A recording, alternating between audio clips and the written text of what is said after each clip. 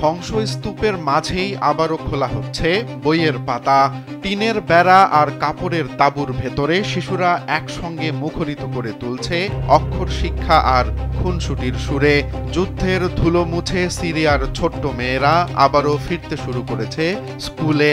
এ যেন অন্ধকারের মাঝে জ্বলজ্বলে আলোর পুনর্জন্ম।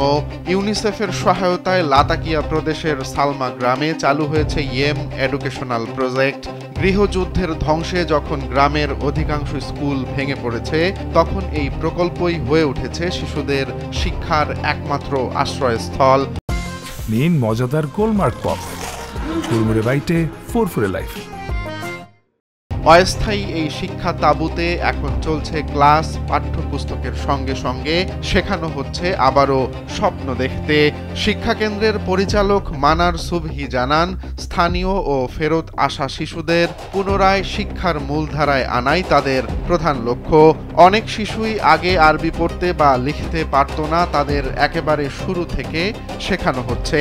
শিশুদের অভিভাবকরাও উদ্যোগটিকে আশীর্বাদ বলে মনে করছেন। তাদের ভাষায়, বাড়িতে বসে থাকার চেয়ে এটা আমাদের সন্তানদের মানসিক ও ভাষাগত বিকাশকে অনেক বেশি সহায়ক করবে।